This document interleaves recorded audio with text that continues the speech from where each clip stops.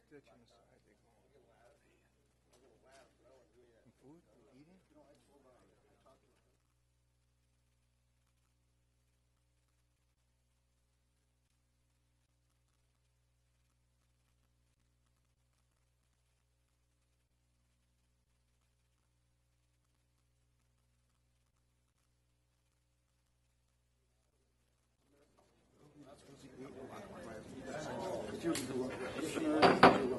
Good evening. I'll now call the special city council meeting for Tuesday, May the 29th to order. Roll call. Councilmember Duncan? Here. Hamas? Here. Holst is absent. Johnson? Here. McCusker? Yes. Mattson? Here. And Mayor Robinson. Yep. All please stand for the Pledge of Allegiance. Pledge allegiance to the flag of the United States of America and to the republic for which it stands, one nation, under God, indivisible, with liberty and justice for all. Good evening, everyone. This evening, we're here to do a special city council meeting to review and approve the new library project bids. With that, I'll turn it over to Aaron. Okay, I sent out an updated memo today just discussing kind of the revised project amount, which basically right now we're a little under $200,000 over the approved $1.4 million budget.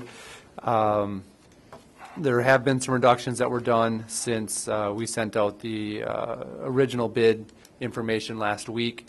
There's a list of those, which I think would probably be like the second page in from Bossart, that discusses some of the value engineering items that help to bring the cost down about another $55,000 from that original amount, which leaves us kind of where we are right now. Talk a little bit in the memo just about ways to kind of address the, I guess, the project cost overrun.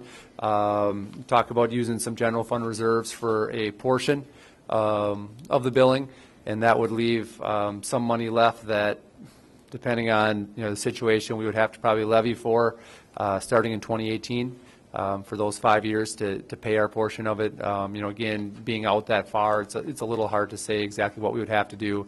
Potentially, if general fund reserves are higher, we could use some more general fund reserves to pay it down to lower what we'd actually have to levy for over those years. Really, that it's kind of the only financing option that we would have right now, other than just kind of letting it completely go and then deciding in 2018 what we want to do with it. But then we'd have the that full almost $564,000 amount that we'd have to deal with then, which would be a fairly significant amount to levy for over 5 years.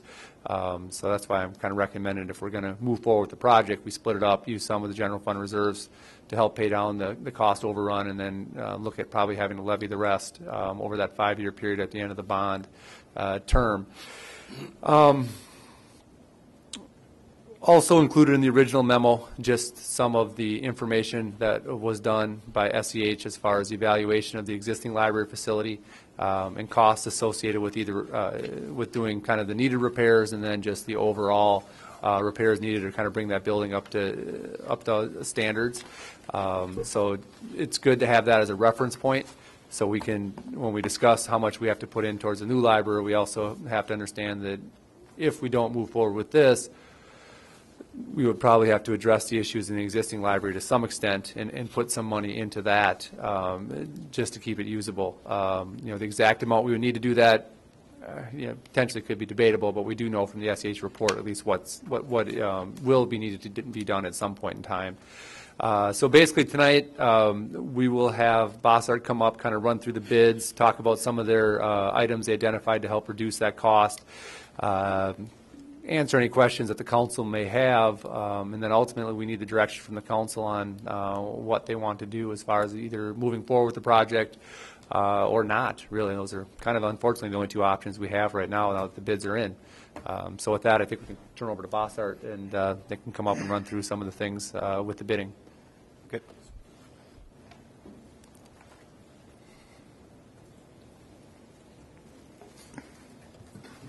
Good evening, Mayor and council members.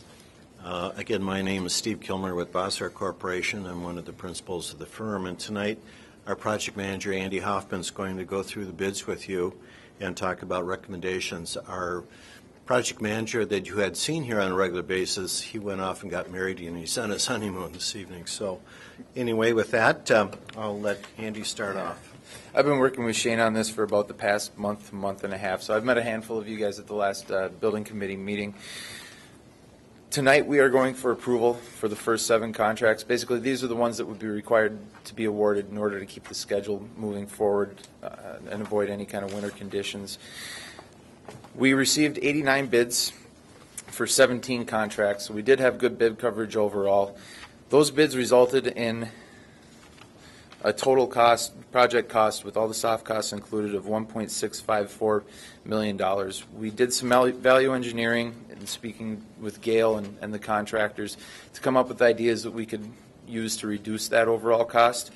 What we came up with was $54,820 in value engineering that we have in place right now. There could be some other things that come up as time goes by, but right now, to move forward with the project, we're presenting these ideas to you. There are a couple of these that would affect some of the appearance of the building. I know that a lot of you guys have seen the plans and you're familiar with it. The 2 items would be deleting exterior canopies, which would result in $10,000 deduction, and omitting the folding panel partition, which could easily be added at a later date. If we have remaining contingency at the end of the project, it could be put back into it with probably no increase in the bid amount. So that's why we're here tonight with a $1.599 million budget for the overall project. Yes, for the award tonight, however, the contracts total $637,561. The contracts that we're going for award tonight are the cast-in-place site concrete, structural steel supply, aluminum entrances, windows and storefronts, drywall and EIFS, plumbing and piping, HVAC, and earthwork and demolition.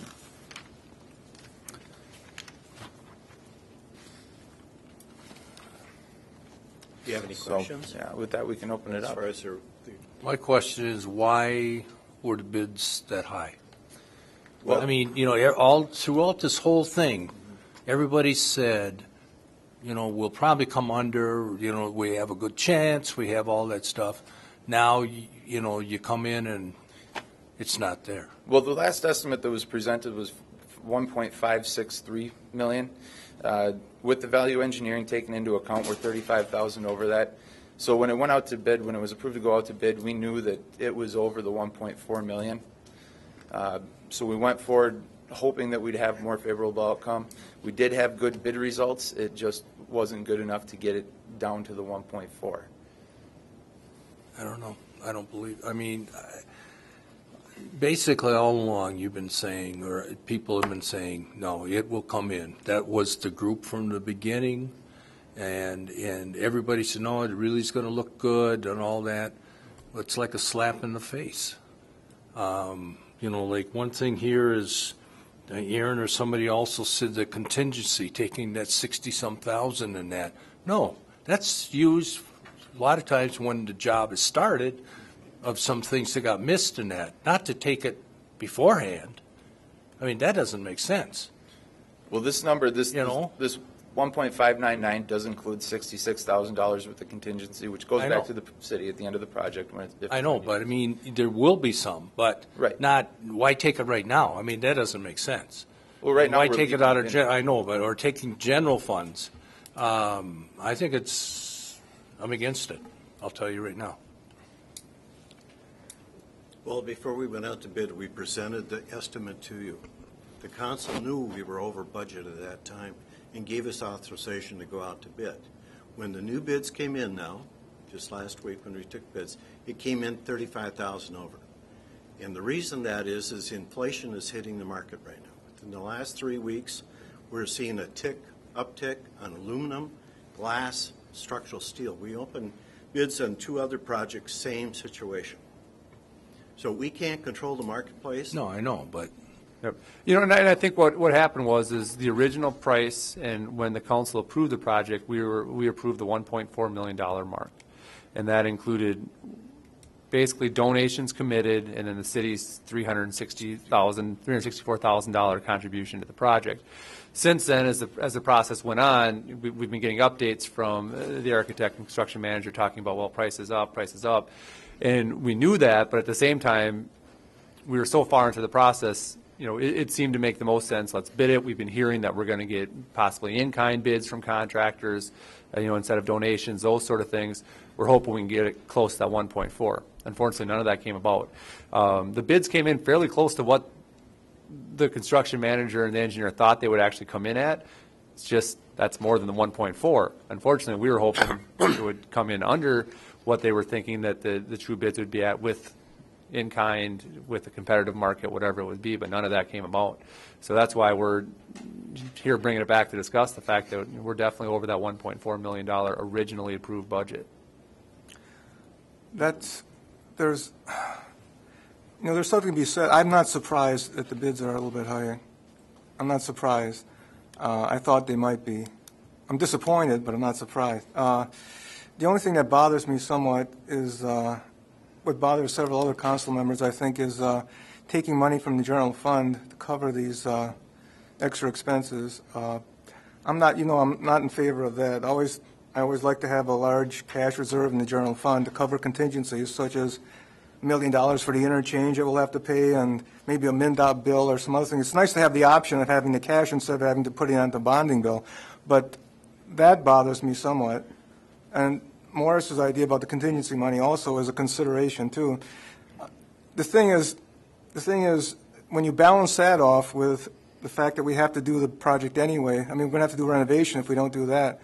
The thing is, they're not exactly the same. If you did a renovation, you could put that off. In other words, you could put the renovation in maybe 4 or 5 years and then pay for it gradually. You wouldn't have to do the entire amount of the renovation. And both of these numbers are speculative, because the renovation, you say it's worth that, but could be less, could be, you don't know. And the library is what it is. I'd like to see the new library built, but I'd like to do it. I don't like going over budget. I really don't like doing it, and I don't like using general funds. Did we miscalculate the in-kind work that was being done, or were we too optimistic about that? Well, I don't think that these guys ever really banked on the in-kind. I mean, they came in with what they thought market rate was, which was, like I said, much higher than the 1.4. We knew that going into the bids, but at the same time, the discussion has been contractors saying that could be there. But we didn't know what would happen until it actually came to bidding, and once the bids were received, that's the only way we knew for sure what was going to happen. Right. And that's what we've discussed over the last few meetings. That as the cost rose, do we kill the project now, or do we wait to see where the actual bids come in before we decide what to do with it? And that's been kind of the ultimate decision. Is until you know for sure, until those bids come in, we really didn't know what number we're talking about. Now we know. Now we've got a number. Now we got to decide what we want to do with it. We move it forward. Do we not? We're talking about issues with how you pay for it, and if you don't use the general fund reserves, I mean there's not much else. No, I mean I'm not sure how else to pay for it. Otherwise, I mean there's not any other revenue sources to do it. So that's why I'm saying if you want to do it, here's basically the option. And here's another thing too, though. I mean this building is going to be one of the 3 showcase places in the community. I mean, outside the City Hall and the new Firehouse Edition, this is going to be the place that tourists look at and the people are going to be most comfortable seeing every day. This is going to be I don't want to cut too many corners either about how it's going to look, because it's going to be there for a long time, and we want to make it a show place. It's going to be a central part of the community. So there's that consideration too. If we cut too many corners on it, what does that mean for the building itself? Well, when we were reviewing the value engineering options, we really did try to stay away from anything that was going to affect the look of the building. The only thing on the table really that you're going to notice from the outside would be deletion of the canopies.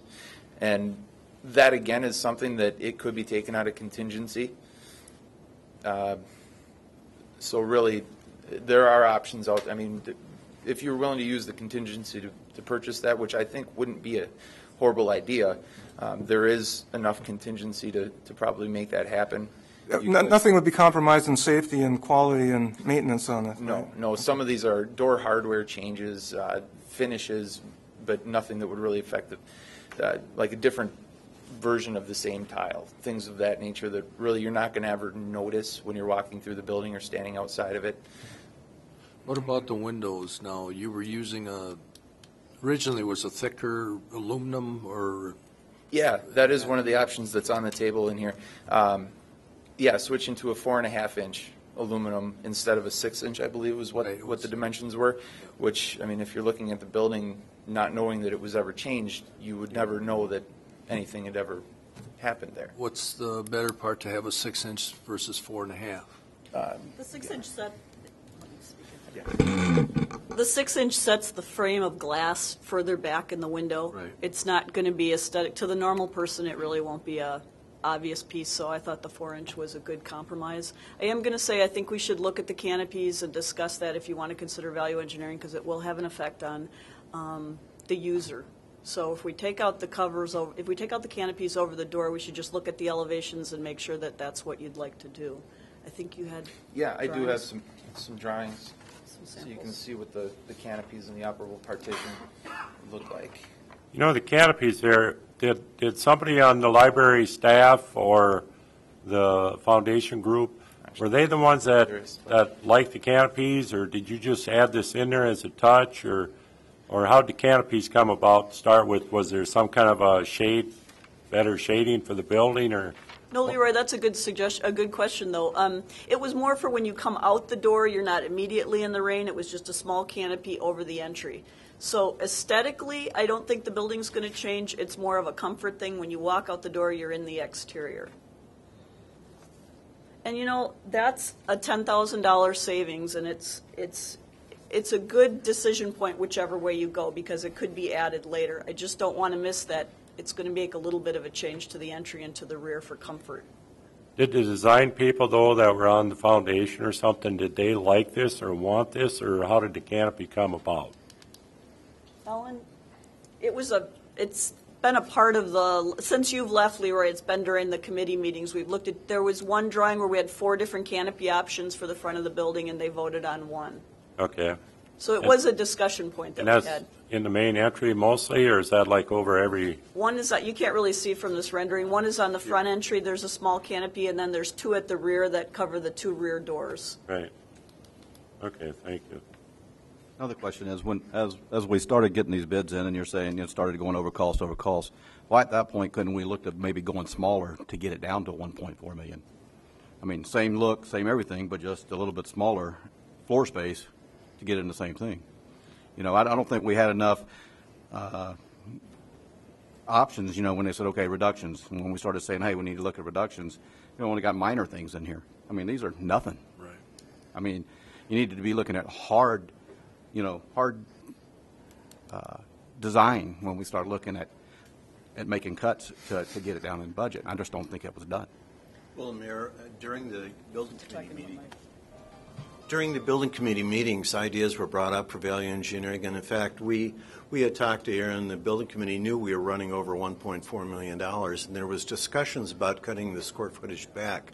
Didn't want to do it. That was discussed. You could ask Aaron, you could ask the building committee. Those ideas were brought up.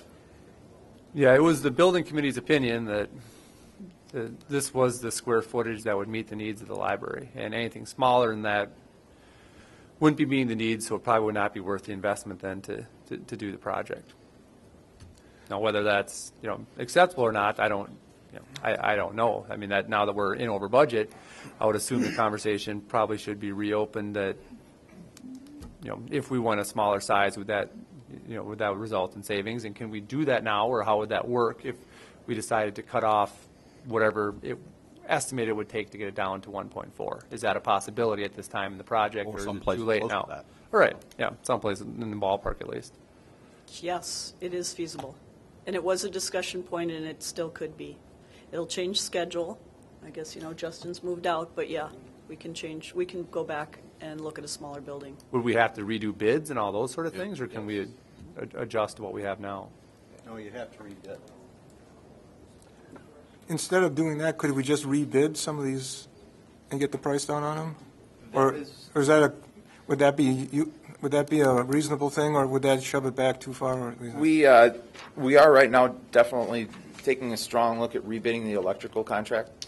We saw a couple of things in there that could be changed and result in five-figure savings, specifying different lighting manufacturers, omitting the occupancy sensors.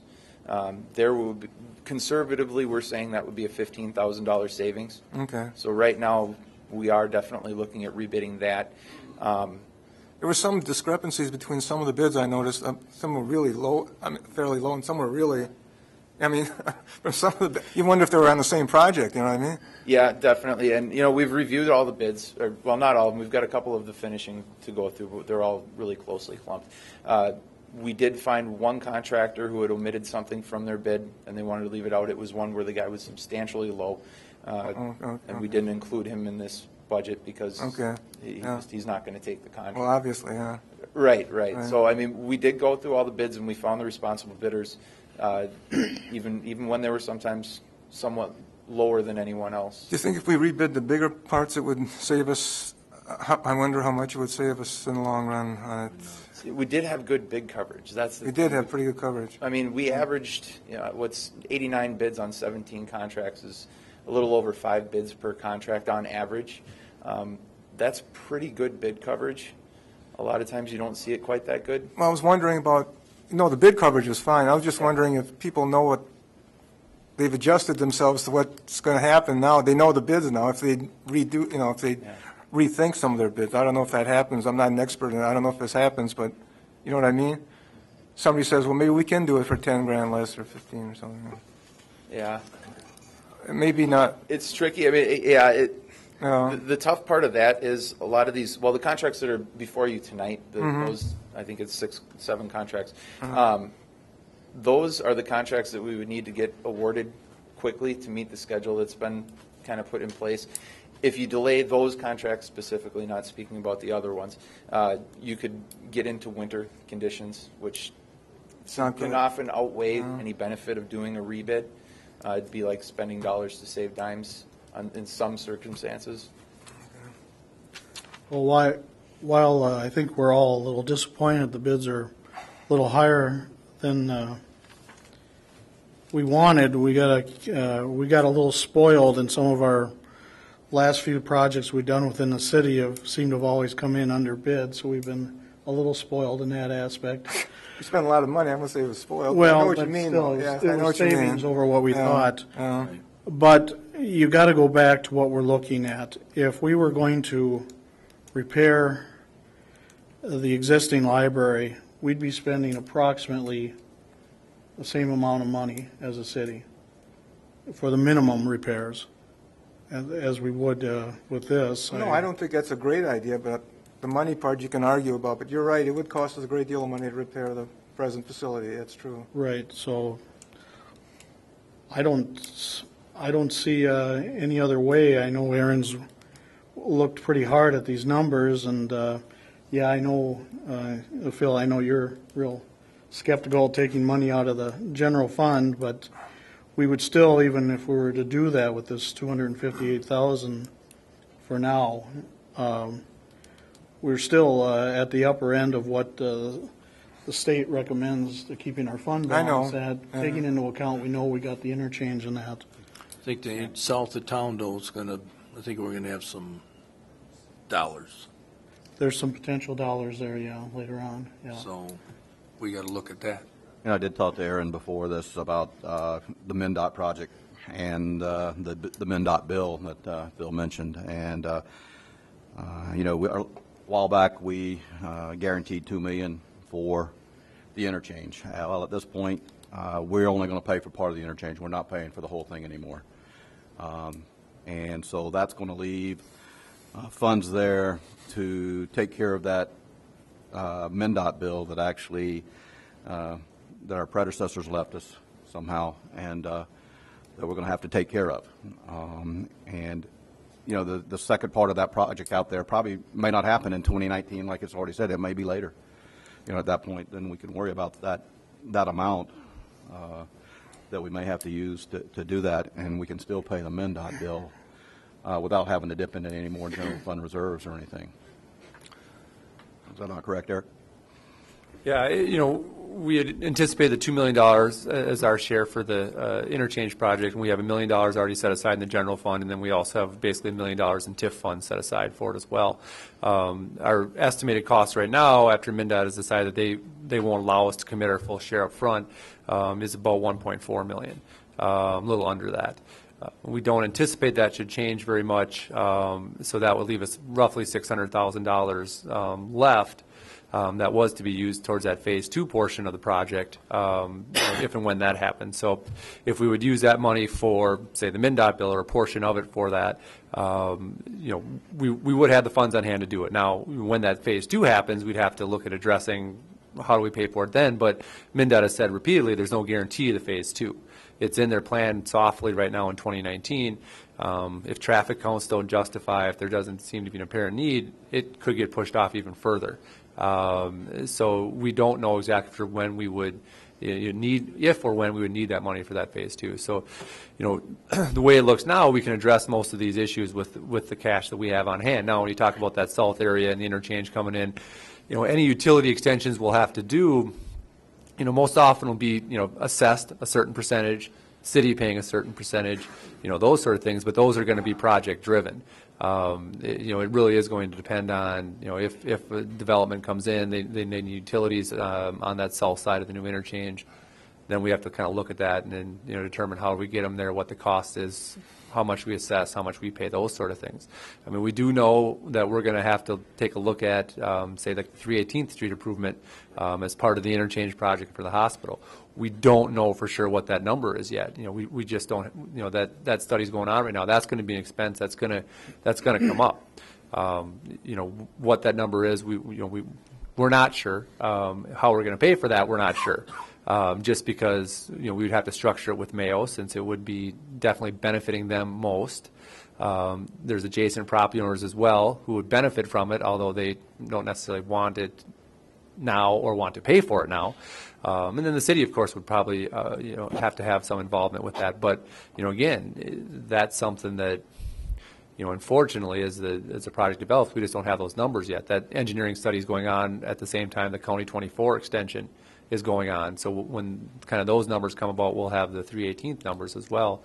And in that case, it's going to be determining how, if and when, and can we pay for that. And if not, then it's something that Mayo will have to, try to negotiate something with the city then to improve that access road, which will basically be their benefit. But, there are some expenses out there that we don't have factored in yet because we don't necessarily know.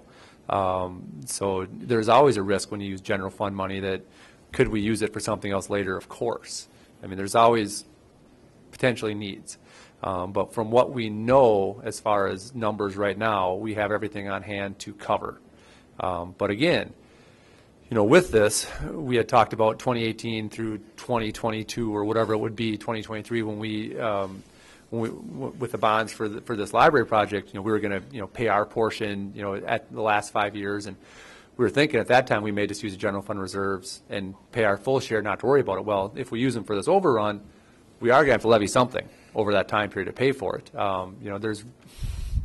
There's not much way around that. Well, it won't be as much as we thought, and we may be able to use even more general fund depending on where we stand at that time and how we determine we want to pay it off. So it's not that, as with anything we discussed, it's not like it's free money. I mean, there's always a use for it somewhere. It's just prioritizing that use and what we want to do with it.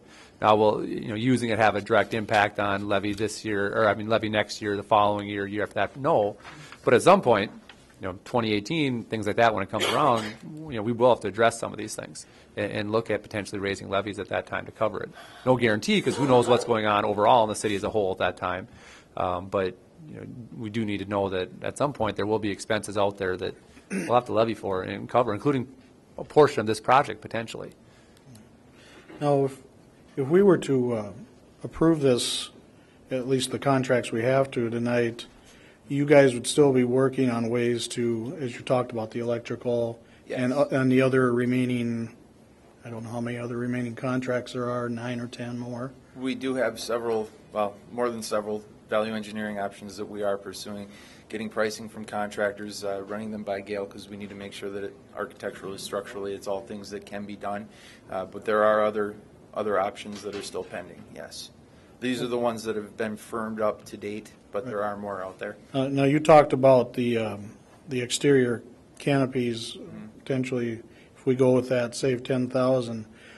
When does a decision have to be made, a hard decision to go yay or nay on that? I mean, is that something we have to do tonight, or? No. I mean, you could frame up the exterior of the building and start doing some of the masonry and some of the work before those would need to be installed. So it wouldn't be something you'd have to decide tonight. I mean, it is included in the budget as is right now. But, no, I mean, you could, we'd be doing demo in a couple of weeks. I mean, you could wait up to, I would say, 2 months without a problem. I mean, if you waited till the end of the project, it would cost more, obviously, to install it after the entire building is built. But yeah, you could wait a while to make that final decision. Now, Aaron, this, you're proposing the 258,000 and change to be designated. That does not mean we're paying it out at this moment. We will put a hold on that money, basically. That's Yeah, my used recommendation only would for be that. to hold it until we actually have to pay it, gain whatever little interest we can on it, those sort of things. So it probably wouldn't actually technically be spent until 2018 when, with that bond, we are assuming then that all the donations are in. We're paying off as much as we can through the donations, and then we have the city chunk that's left that the donations don't cover. And the way the bond's structured, that we would technically, in 2018, have to start levying to pay for our portion. So what we would do then is pay a chunk from the general fund to lower that amount down that we owe and on the bond, and then slowly, pay off that, remaining, well, I shouldn't say, over the next 5 years after that, pay off our remaining portion of what we would owe on it. But we wouldn't use it now. We'd designate it, just like we've had for the last 2 years, the interchange portion designated. So we know that it's not available. We don't use it for something else. But, the recommendation is not to do it right away. Wait till all the donations come in, wait till we have to do it, and then we'd make that, and then also at that time, we could make that judgment about, is that the right amount? We could do more. We could technically bring our general fund, reserve down to the state minimum, 40%, if you wanted to use more of it. Or if you wanted to use less of it to keep more in the general fund reserves and you'd rather just levy a little bit more over the next 5 years, you can do that as well. But, we're talking today dollars, today budget, today what we have, although it may not be used till 2018. Mm-hmm. Okay, now the one other items, I should say, is the alternate bids. As of now, they're all out of what we're going to do unless perhaps the foundation themselves come up with some others that may want to contribute to one alternate or another. Yes, that is correct. Correct, and that was the reason we went into those alternates, was basically saying, what are the cherries on the cake, or the whipped cream that can happen later? The reason this gets complicated is what Aaron said, the other factors involved in a city budget. I mean, we have other projects that are supposed to be done, are online coming up supposedly, and there are and we all have a debt in the city of about $18,800,000, I believe, overall. And those obligations always weigh on my mind. I'd feel better voting for this with a clearer conscience if I thought that the city would impose some austerity on itself in the future when they looked at projects. For example, not doing another large project until they excise a similar amount, same amount for the project money from the debt. In other words, if there's $1.5 million project in the future, we don't do it until there's $1.5 million gone from our debt, unless it's an emergency need. If I thought that would happen, and if I thought they'd do a few other things, I could see it. But this gets very complicated when you look at it in context. The context is our debt and our future projects and the future needs of the city. So that makes it a little bit more complicated. I'm not naysaying the library or the need for the library or the fact that we're getting a lot of donated money for it. I'm just saying we're dealing with a lot of numbers here, and you have to put it in context. And I'm sure you did the best you could with the bids. It's just disappointing that they weren't a little bit more benevolent towards for the city. It's too bad. But like you say, you're going to do your best to cut down the cost, correct? Yep. I got some questions, Robbie, but I was kind of hoping to stir Merlis up down there and get her opinion first. I can't get a word in. You guys are all. Yeah, so I'd like to be quiet here from Merlis. You want to hear from me? Yeah. I don't like the price of the bids. However, I think this project does need to go forward. I don't believe that we should cut out this $55,000 worth of value engineering. 'Cause I don't think $55,000 is going to make a lot of difference. I think we ought to keep it all in. And I think we ought to award the bid. Well, the Aren't bid, you glad you asked me? well, the bid tonight does include the fact that they've taken this out. Well, then I think we should put them back in. I don't think $55,000 is a lot of money. Well, the canopies are a safety issue too in the wintertime around here. Yeah? So you need to think about that. It's not just a visual thing, or there's also the safety involved in that. So I have trouble with not having the canopies. If you have a good snowstorm, at least it's clean the first 10, 15 feet out away from the doors.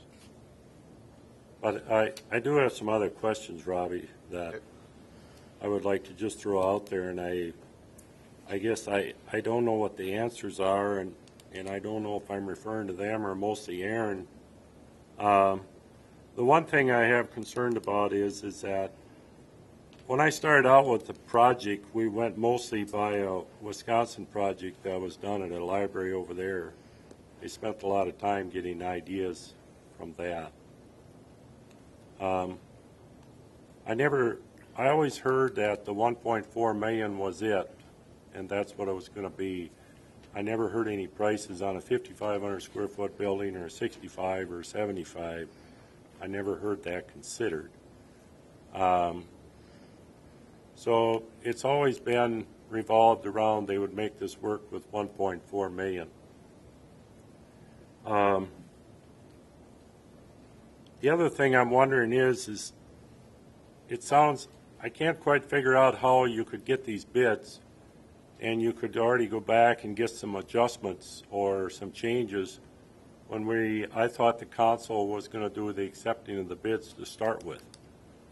The reason I say that is we changed our rules in our city laws because we want to do what we could to work with local people. And I was very happy that 4 of them contacted me and said they had bid on it. There was some problems in there. I know the concrete person was $680 higher than the cheapest bidder. I know one other local bidder was $8,000 higher on the construction end of it. But he was also $24,000 cheaper on the brick end of it. And when they reevaluate their bid, they ended up that they screwed up on their bid, for lack of better words, and sent it in and said they couldn't let that bid go through, that they would have to do a change order of $8,000. And from what I understand, so if you took the next concrete bid was $24,000 higher, even if you took the $8,000 higher on the brick, and you took the $8,000 they were higher in the lowest bidder on the construction, they were still going to be $8,000 cheaper in the total package. So then I heard from them that the bid could not be changed after it was sent in. That was it. But now I'm hearing that we're changing bids already. And we haven't, I didn't know, I thought we were going to vote on accepting each bid and what we were going to do, instead of just take the lowest bidder all the time. Some of the other, I got to read my notes. I got too many things going here. The other thing I was going to ask you, Aaron, is we do have that land out on the highway out there that we got that sign on. That's part of the highway project, and I think the state is buying it from us. Did we ever get any kind of amount on that? And is that possible to use that money for something like this? Yeah, we haven't gotten anything as far as a formal offer from MnDOT yet in the land. We'll be getting something at some point, but we haven't yet. And that is money that can be used for whatever we'd like to use it for. It'll just be kind of cash coming in. Now, as far as the last point with the bidding stuff, I mean, if you notice, we're not actually changing the scope of the bids. We're just we're adjusting the equipment, maybe, I guess, the material. So instead of certain door handles and hardware and those, we're changing that. We're changing the depth of the frame so it's more of a material change, not adjusting of bids and doing those sort of things. And yeah, we are required to still, no matter how we bid it, accept a low bidder. What we did was we split it out to allow, instead of just one general contractor to bid it as a big project, we split it out to allow individual contractors to bid each section, but we still have to accept the low bidder that comes in. It was available for all bidders. It's the same information, and we got the bids, and unfortunately, this is where they kind of came in at. So when you talk about value engineering, it's not that we're trying to adjust bids later and those sort of things. It's, okay, we're over budget. What are some areas you can take a look at that would lower that cost down, but we're still not altering what the bid was, or the bid itself. In some of the stuff, we're talking about some allowances, some costs, consultant costs, and then we're also deleting just entire things. We're just not going to do the panel door, and we wouldn't do the awning. So there's not a lot of, like I said, it's $50,000. It's not a huge amount of items, and it generally just comes down to adjusting what some of the materials are to get a better price versus a higher end material that maybe was the original intent. But I did originally feel that, or thought that, we were trying to work with a $1.2 or $3 million budget, and if things got carried away at 1.4 or a little bit more. So I don't know, I guess, I thought sure the last time when we changed that, it was a deal that we could accept any bids we wanted to, but you say we have to accept the low No, bid. when we changed the charter, what the charter originally said is that there was only the one bidding process, which was you put it out, you accept the low bids. What the difference would be is if you follow state statute, you can do say like a design build sort of bid. You can do the best value contracting, where you bid and then you have a criteria set where not only do you look at the low bid, but you look at, say, company history of success in like projects, completion on time, completion on budget, those sort of things, which can be done, but are generally done on maybe larger infrastructure sort of projects. Like, it depends. It depends on what type of project it would be, but in this case, with the type of bidding that we did, we still are going with the low bid sort of process. We just split out the bids into a number of different categories, so we had opened it up to more potential lower bidders. But one of your criteria, even if you use, say, a best value bidding, you can't say local. It doesn't work that way. There's other criteria that can be evaluated, but it really doesn't matter where that company is located from. That's not one of the criteria that's allowed. Justin, what about the size of the library? I think once you start talking about reducing size, and our fundraisers can correct me if we're wrong, we went out and asked for money contributed towards a 7,500 square foot library, and I couldn't in good conscience say, yeah, we'll shrink the building for cost, and then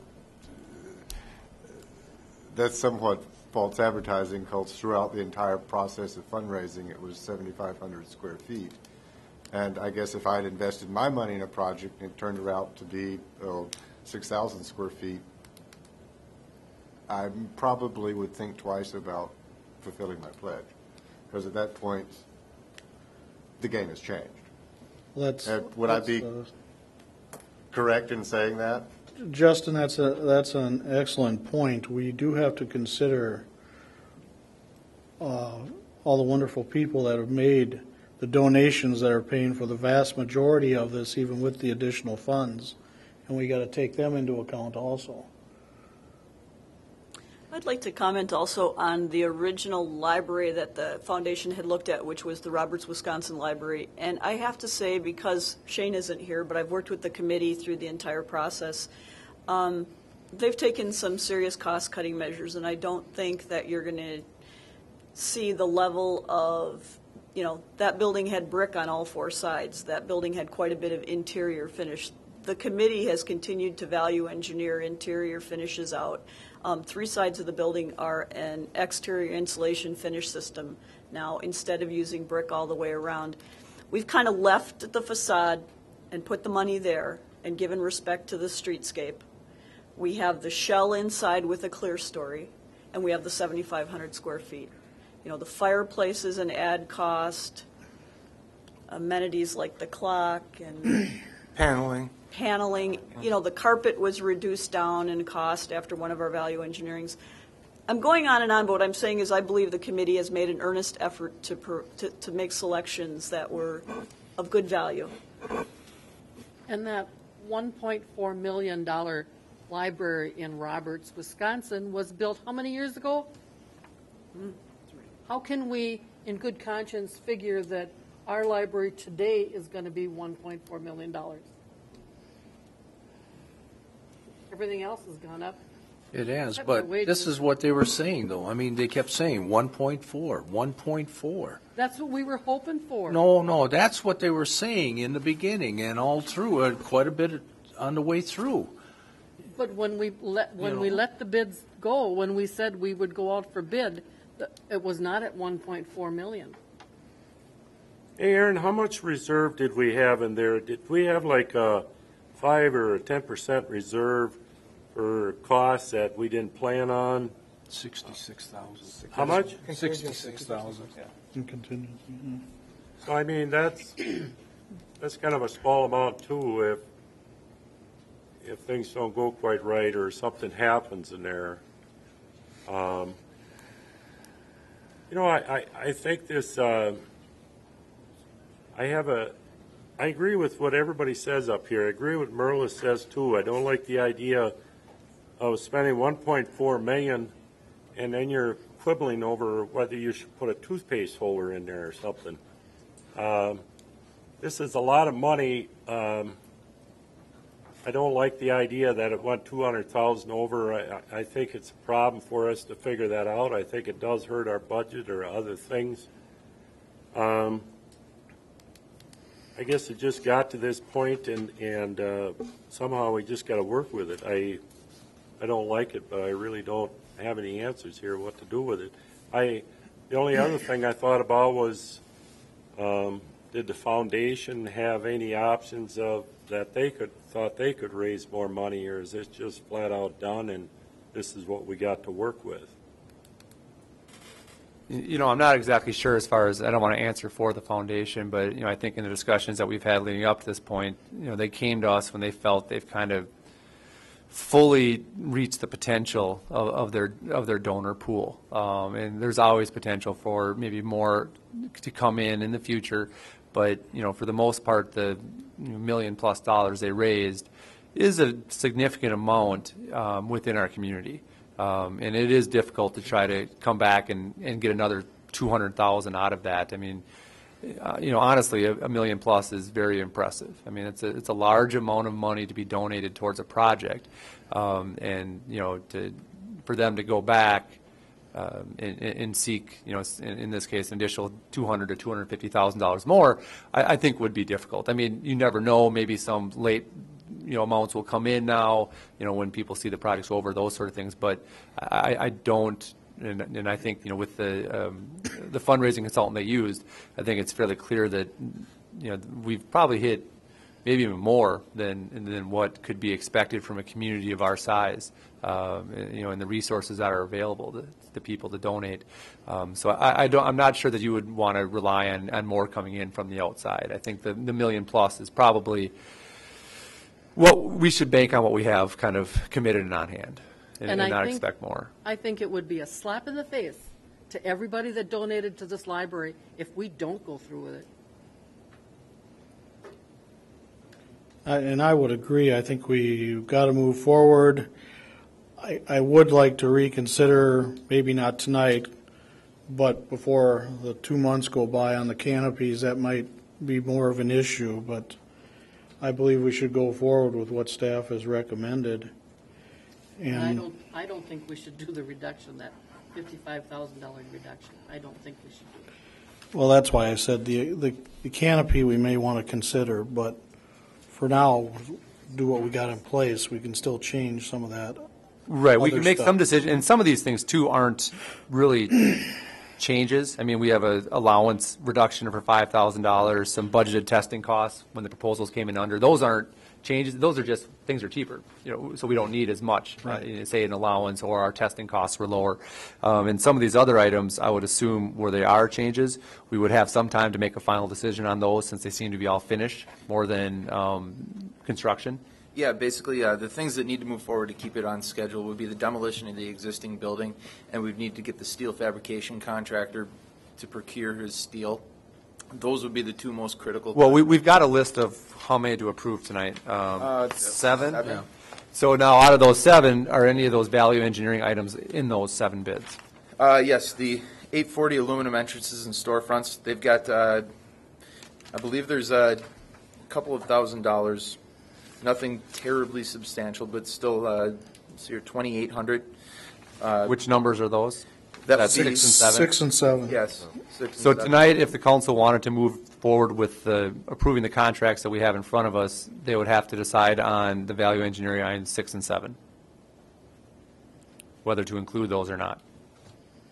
Yeah, and I do believe that is, I believe that's all of it. For $2,800. Yeah. So if we approve these contracts tonight, those 2 items would be included. They would be included as far as being removed.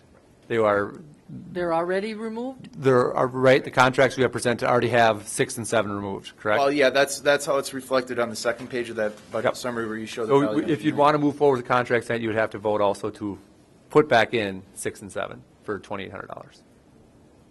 So I guess I'm with Leroy. How can we approve a bid and we've already changed it before we've approved it? Well, we haven't. Well, I mean, we've given you the numbers that reflect value engineering, but we haven't actually made that decision yet. You guys, that's why we have the list here, so you would know and can decide, do you want to see these savings or not?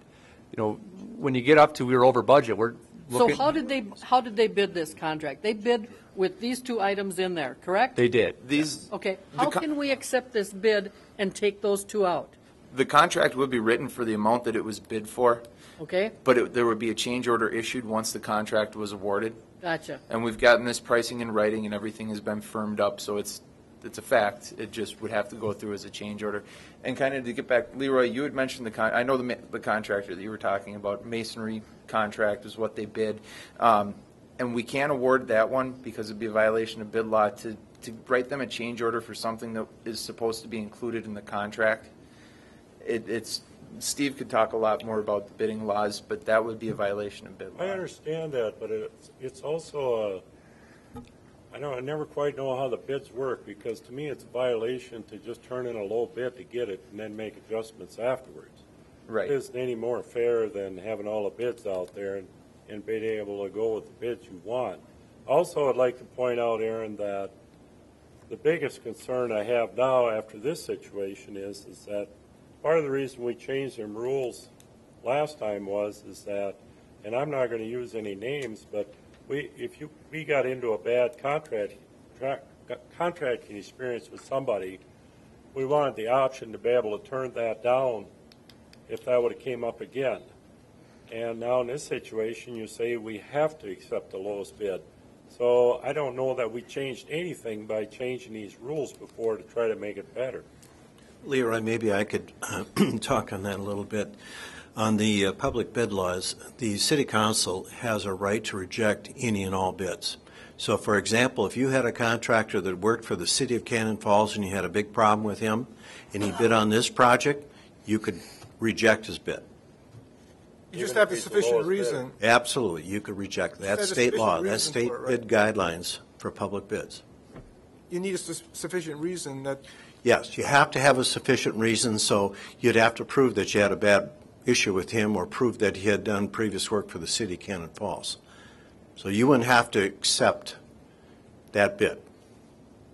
But now, if it would just be hearsay saying that the Northfield had a really bad contractor and you got the same guy here on your job, you couldn't reject that bid because you hadn't had an actual relationship with that contractor before?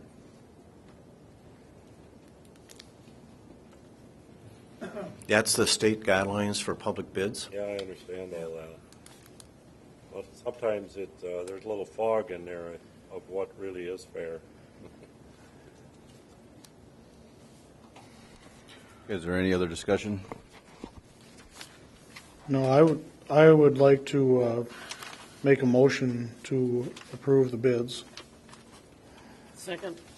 Are we going to approve it now on the full 200 and some thousand, or the deductions, or what are we doing here now? I think we have to, at this point, go with what the budget was in here at the 1,599. That's with the value engineering credits in there. That's what's presented.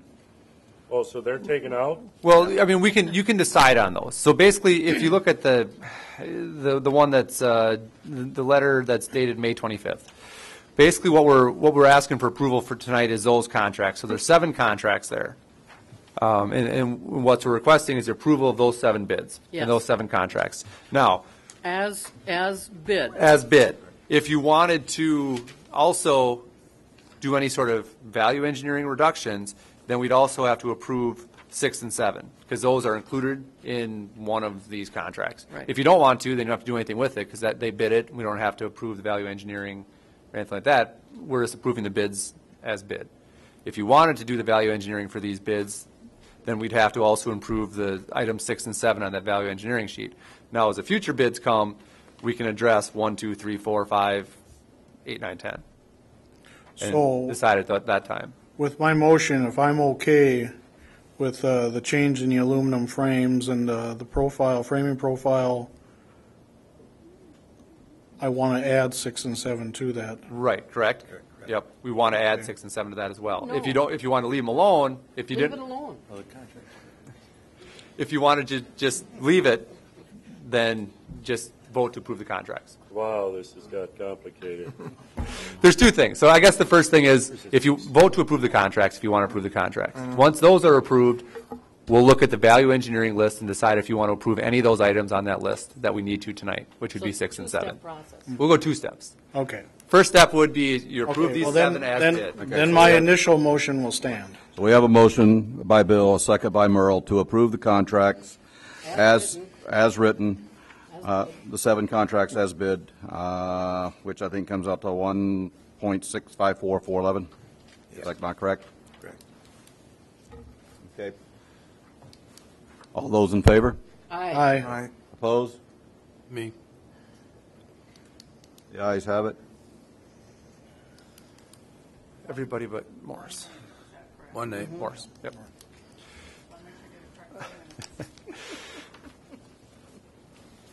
Okay, and then I guess at this point, if we wanted another motion to approve the 6 and 7 of the value engineering. And 6 and 7 is the 4-inch, going to the 4-inch window instead of the 6, and what else? And 7 is change the framing profile from a standard 2x4 half flush glazing. And the canopies, where's that at? That's in a future That's in the contract. future. We'll talk about that when we approve future contracts. We're not approving every contract tonight. Well, but see, this is what happens when you do multiple contracts. You don't approve them all at once. You do them as kind of the process goes. So if it was a 1 bid contract, we'd approve it all tonight and be done with it. But because of the process we've used, we'll have 7 tonight and some more coming at a future meeting. It's realistic. When is your next meeting? Do you Next know? Tuesday. Next Tuesday, okay. It's possible we could have all of them prepared by then. Possible. We'll have to see how the review's going, provided everyone has bid the project. Otherwise, you'd assume by that second meeting in June, Yes. we would have them, we'd have the rest up for approval then. I'd But- like to hear from Gail about changing the studs and changing the windows. Tell us all why we're going to do this or we aren't going to do it. I haven't seen cut sheets on what the proposal is, so I don't have anything concrete. Normally, we specify a 6-inch aluminum frame on entry doors because it's a municipal building and we're designing for 30 to 50 years survival. 4.5-inch frame is a thinner frame, and our experience is it's for a shorter-term building life. However, I haven't seen the data to see what exactly they're proposing. So to be fair, it may be a 4.5-inch frame that's beefed up to take that amount of entrance and exit on the aluminum doors. On the windows, going from a 6-inch frame to a 4-inch frame is just a matter of where the glass sits in the frame, how close it sits to the front. Aesthetically, I say it's a safe choice to take that cost as a value engineering. No R factor difference? Nope, glazing is still the same, and I'm assuming it's still a thermally broken product. And I'll know that when I see the data sheets, but at this point, it all happened so quickly, I haven't seen data sheets. So when we bid or equal, I'm assuming it's thermally broken and it would meet the energy requirements as 4.5 on the frames. And then the walls or the framing? There is no framing right now. That's taken as a value engineering item.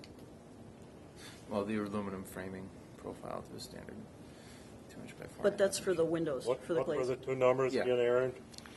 1,612. 6 and 7. 1,600 for the, Oh, the windows, there was the first one and the second one. I was asking about the second one we're voting on. The The 1,200, the windows was changing from a 6 to a 4. What was the next thing? the aluminum doors is a $1,600 savings to go to a thinner door frame. Okay. All right. It's about $400 a door. I don't think it's worth it. It's up to you guys. No, I think we should stick with the original, the heavier, a little bit heavier door. Yeah, I'm fine with that. Okay, well, with that, the bid is approved as submitted, and at this time for the $1.654 million, do we need to talk about payment at this time, or how we're going to pay for it, or are we going to do that at a later date? well, I think you probably might as well deal with that issue now. It doesn't help us to put off the idea of what we're going to do with it. So, worst case scenario, we're at the 1,654, so $4 million. If you want to, details can definitely be worked out at a future point, but I think the intent is if you feel comfortable with the general fund reserve basically sitting at about 50%, then what I would say is that what I would like to see is approval of a revised project cost of the 1,654,411. Obviously, that number can come down as the project goes on. If we don't use contingency, if we decide not to do a canopy, whatever, that final number can come down. But I'd like to see the council approve this 1,654,411. So because right now we have an approved budget of 1.4. Let's get that to 1.654, and then at the same time, it wouldn't hurt to designate the 258,476 from the general fund to be used towards our share of the project cost, with the additional amount to be determined at a future date. We'll work it into the financial management plan as splitting it out over 5 years, but that doesn't mean that that's exactly what will have to happen when that time comes. There's a lot of different ways we could look at addressing it. But just so the council recognizes that we've got a higher approved project cost, we're going to designate $258,476 from the general fund reserves to pay a portion of our share of that project cost. And then also, just so you recognize that at some point we'll have to pay the rest through levy or something. Is that number that you're talking about there, does that include it at the 1.654, or was that at the lower? It was at the lower. So 159. so that might be a bigger number now. Our portion will be, well, it would be what? Let's say, worst case, we don't do any of the value engineering items. 10,000. If we don't do any of the value engineering items, we'd have to, add basically $55,000 to our 563 total project cost. So if nothing works out with the value of About engineering. 615. Yep, we'd be right about there. Yeah.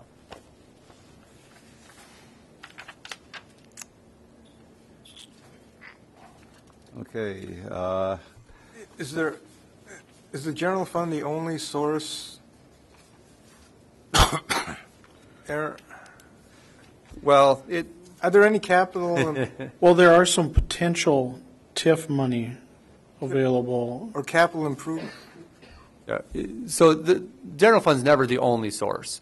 What I'm saying is that, and this doesn't cover it all. So basically, if we say we're not going to do any of the value engineering items, and we don't have to make a decision on all of them tonight, but we've talked about a couple of them. But if we went with the total budget as bid, and that's what it came in at, we used all of our contingency funds. Everything came in exactly as estimated here.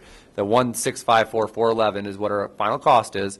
The city's portion of that would be 618,411. That would be our total portion of it. So what I'm saying is, if we designate the 258,476, which roughly brings our general fund reserves down to about 50%. Now, again, that's going to fluctuate depending on what our general fund expenditure budget is each year. But if we continue to hold that fairly steady, it'll stay at about 50%. We still have to come up with roughly another $360,000. Kind of right back where we started, really. Not much more than what we had thought we were going to have to, pay for it. So if that's the case, currently right now the plan for that is we do have a bond, and for the last 5 years of that bond, we would have to pay roughly about $84,000 a year from 2018 to 2022 to pay off our portion. That'll stay about the same, really, because we had assumed that our portion would be $364,000. Right now, we're at $360,000. So we may have to levy unless something else comes up, like you said. Do we have capital funds that come up? Do we work out a favorable settlement with MnDOT for our billboard property? Whatever. There's a number of other areas that money could come from to cover that, but I just want the council to vote, recognize, and have on record that we're approving a project at this cost. We're setting aside a certain amount of funds to cover a portion of our share, but we still will have $360,000 that we will have to account for at some point, either through levy, through use of other funds at that time, whatever it might be. Well, we'll have that plus money we take from the general fund. Those are the two. That would cover our costs right now. Would be basically general fund reserves and levy is what the plan is. That can always change. It just depends on what we want to do at that time. Well, we got some time on that. We will, and we'll address it. At this point, I think the chair will take a motion to approve the amended price of our cost that we had talked about at 1.4 to 1.654,411, with our portion of 618,491 coming from general fund reserves and the levy, if need be, at a later date. Yep. You want to set aside the whole 600,000? Nope. That's what I'll clarify is that Yeah. we'll set aside the 258,476. Right. Yeah. And that way the auditors have it on record as well. That way it'll show up in our audit in future years as designated funds Right. Okay. for this project. I'll make that motion. And I'll second that. Motion by Merle, second by Phil. Any further discussion? What, if you did levy something like that, it can't be that much, is it, on our tax base? Roughly, what would something like that be? No, it would be a fairly significant increase. It's impossible to say in 2018 what that would be. I mean, it depends on where our values are. If you levied it over 5 years.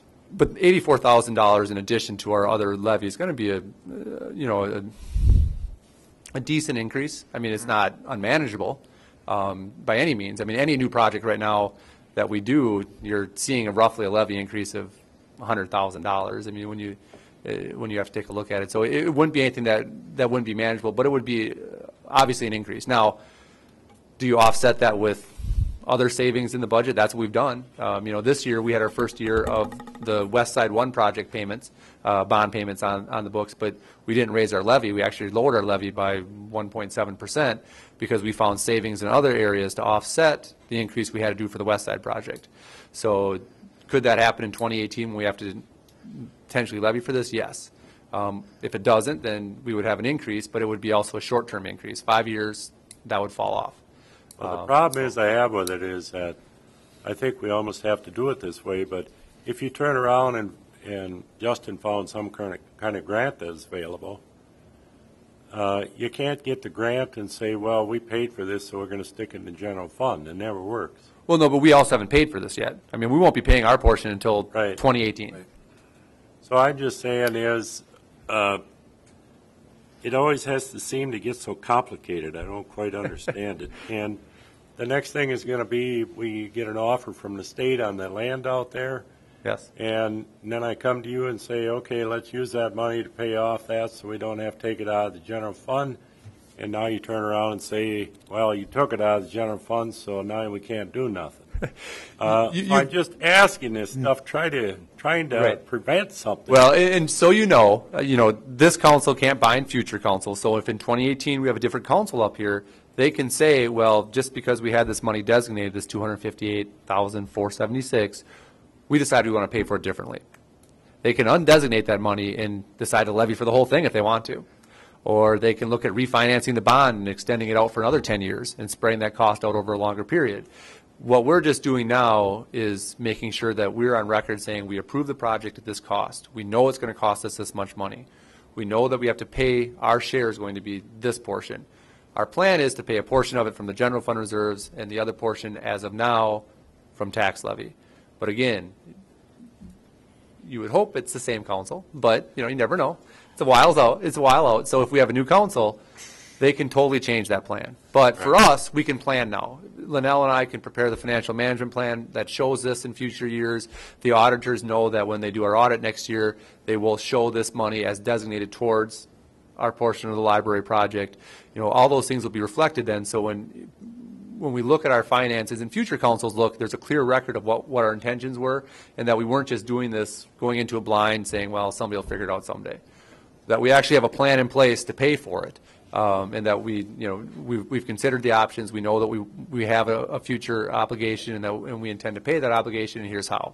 So that's why we want to do it this way, is so that we don't have something that potentially could come up and surprise a future council. They know it's there, and they'll have to address it. I think you answered my question. Thank you. Okay. Okay. That we have a motion and a second. All those in favor?